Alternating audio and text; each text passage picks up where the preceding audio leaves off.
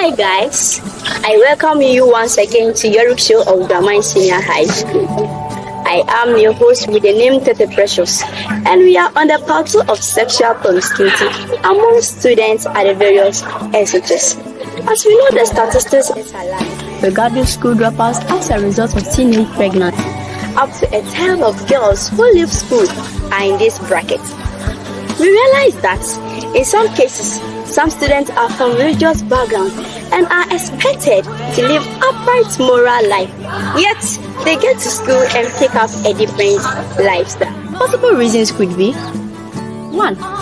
At the homes, the parents subject them to strict rules and regulations, thereby they are engaged. So when they get to school, it becomes an opportunity for them to live a wild and a free life, because it appears to them like they are being free from prison. So in this regard, should parents lessen their strictness? And then again, some students also fall into the trap of peer pressure and financial constraints. So when it happens like this, students have no option than get themselves entangled. Is a web of sexual promiscuity. Now, let's listen to what the panelists will say, whether we are blaming the students or the parents.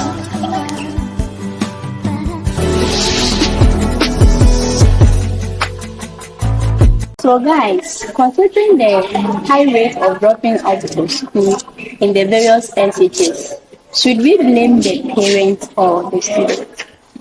The blame should be on the students, actually, because you can't put the blame on the parents, because the parents are trying their best, and actually they've already done their best. They've brought you to school. Your own is to learn. Okay, your own is to learn. Your own is not by going about doing unnecessary things. It shouldn't be on the parents, because I want to say a disciplined individual should always be disciplined.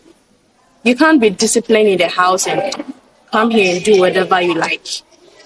So the blame should be on the student. Wow, so you are still putting the blame on the students. Like how? I'm still not convinced. Okay. The reason why I am saying the blame should be on the students is that some parents know the life in the SHS. They really know that the life in the SHS is very hard to deal with. So they will do everything within their possibility to provide for the student. And you, the students, it is your own choice to do what your parent told you to do. So when you come here, you see, the parents will try everything, like they'll be giving you provisions, they'll be giving you attention, the money you need. Some people will call in the house that I need money for practicals. Every parent will do their possibility to give you that money. But when you come here, you choose to do what you like. You'll be following friends, you'll be doing unnecessary things. And at the end, you're going to put the blame on your parents. Like how? You are not in this school with your parents. A well-disciplined individual should live a disciplined life. So actually, it doesn't have to be on the parents. Every parent is trying his or her possible best to give you the best. So you don't have to put it on the parents. It's actually on you. You choose your life, how you want to live it. And life is how you make it. So it's actually on you, not the parent. When you were talking, you made mention of all parents are trying to do their possible best. How did you know that all the parents are trying to do their possible best for the students? Yeah, so that's where I want to come in. And considering the fact that she was talking of some of the parents are able to provide for their children and those stuff, have you considered the fact that if there is a situation matters, sometimes there can be a factor like poverty, and then there are so many other points that maybe block the help from the parents. So actually, I don't bear with it. Okay, and the fact that you were saying the parents, they are all trying to do I don't even understand. No. Some of them do have parents. In fact, they lost their parents. So this girl will have no option than get themselves in this web of sexual promiscuity. Yeah, some children too are abducted from the Sure. Yeah, so But like looking at this one, it will be like the fact that she was adopted or he was adopted. Those who went to do such a thing maybe have refused to perform their tasks as a parent. So sometimes you have to consider those factors. Yes, I know. You can't just stand up and conclude to blame the student. So I want more ideas so that we will know where the convincing is coming from. Okay, so this time I think I have to make things clear for you. Sure, you have to. The more reason why I'm saying the blame should be on the students is that even if you are adopted and those who are adopted, you are not performing their duties, does it mean that you have to go about doing unnecessary things like jumping from this guy to this guy, from this lady to this lady? You can do something for yourself. Okay. Once my friend was talking about if you come to school and you have no foodstuffs to feed yourself, you have a friend. Possibly you have a very best friend, a close friend that you can always get to. Oh, my friend, can you give me a small gari, small sugar? Can't you manage? So you have to manage those things, okay? It doesn't always have to mean that you have to jump from. Have you asked those people doing those stuff that are they able to learn or something? But the student, if some of them forget, they'll give it to you, but a time will come, they use it to insult you. Maybe I'm a parent. That shouldn't rise into involve in sexual promiscuity. But if you are abducted, and if they will not take care of you, they will not bring you to school to come and learn. For me, my decision is when they bring us to the school, it's their duty to take care of us. Sometimes, if you call them in the house, they'll be giving you excuse like, I don't have money, so you have to wait. But for me, if I called you and you are telling me I should wait, if I'm there and someone, like, let's take that this boy came to me and said, I like you, I'll accept him because he has money. So he will give me money to buy what. Wait doesn't mean you should go and involve yourself. Let me chip in. What gift you are saying? You're talking about an experienced student. What about those that they have no experience in life? They don't know how to manage certain things. In fact, these people will get themselves involved in this web of sexual promiscuity. Okay, somebody coming from a broken home. Your mother is not having, your father is not having, and you are telling me you can't manage. Like you don't have anything and you don't know how to manage. How are you going to lead? My sister was talking about something like when they bring you here and when you go to a friend and you want to ask for Gary, at the end they'll be using it against you. Listen, Okay, let me ask. The managing that you're talking about, what should I manage? Because I have nothing. Should I manage the boyfriend that I'm having? Should I manage always going to beg for people things, or what do you want me to manage? I am not saying you should go begging always or you so should what are follow you guys. trying to say? You can't tell me that after vacation you go and sit at the house doing nothing. Even those who have their parents are having money, they are still doing something for themselves. Okay, you were saying that after the vacation you can do something for yourself. What about if that money too, you have spent it already when you brought it to them, in school, you've been buying You are the something. one sweating. You are the one sweating. No, why can't you manage How the can money? you spend the money at once? Just Once in a you week, know- you are saying you want to spend, just in a week, you want to spend 200 cities. How? Not knowing that you will not Okay, get.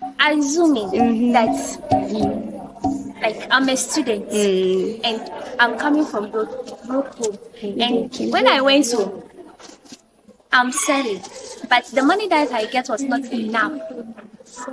It was not enough. At least maybe 500. I brought that money to school. I used some for my hostel fee. How much will left for me to eat? How much? And you go and buy, they'll be telling you to buy some textbooks And other stuff. So for you that don't one- get that money to eat, to feed yourself. Yeah, I think I agree with you at this point, because some of the students in the various SHS are taking care of themselves and sometimes even send money home to their parents. Actually, me, I support in the view of blaming the parents, blaming of the parents. How? Sometimes some of the students in the school sometimes drop out and then go home to hustle before they'll get something to come in. spend it in school. Actually, so me myself, I've been in that situation before. Though the money that they will be delivering for you, won't be enough to satisfy your needs. So me, as a guy, I won't sit there and then continuously calling home for money or something like that. I'll just go somewhere and find myself doing something so that I can gain something and then come and spend it in school. So I think you have to blame the parents. I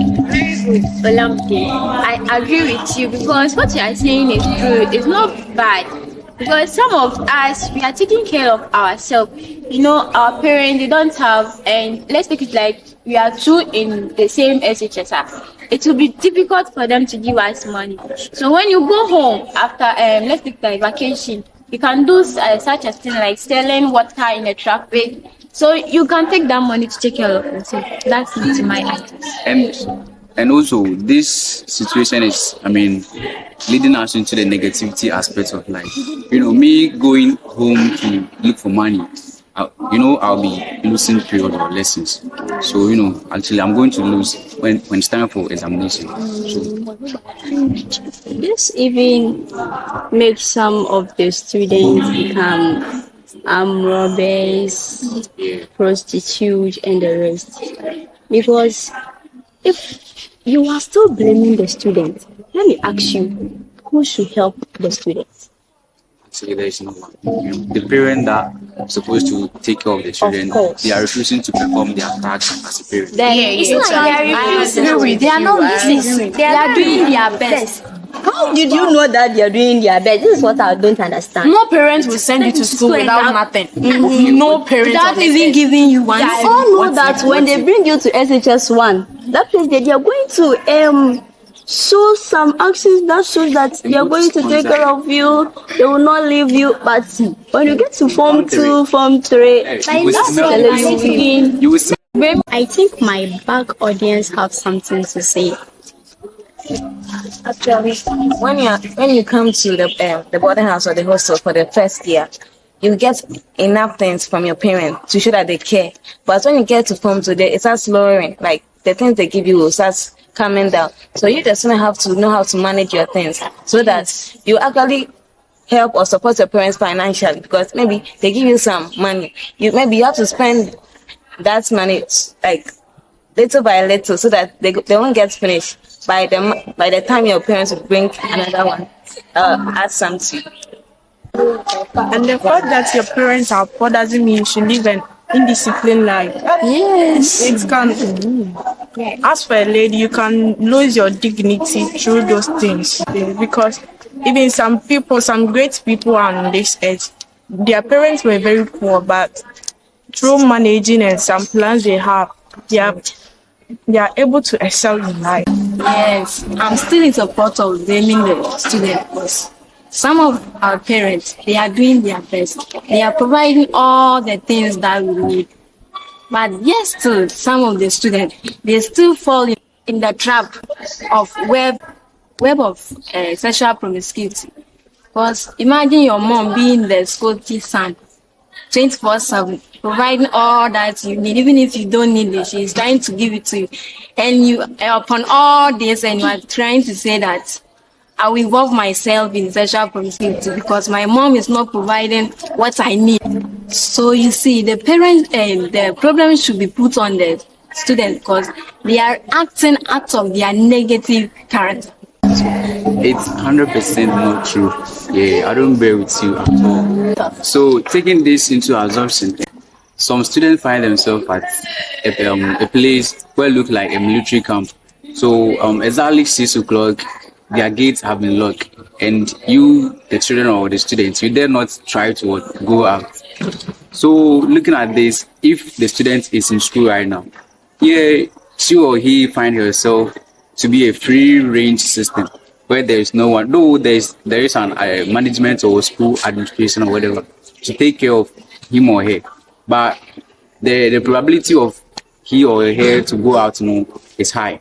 So you don't know.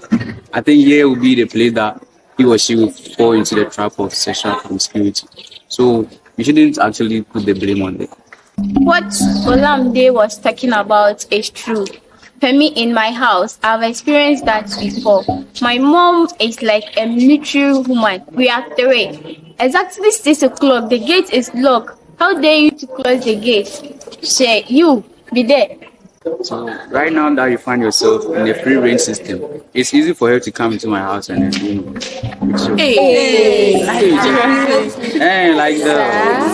like you want to be in a free range.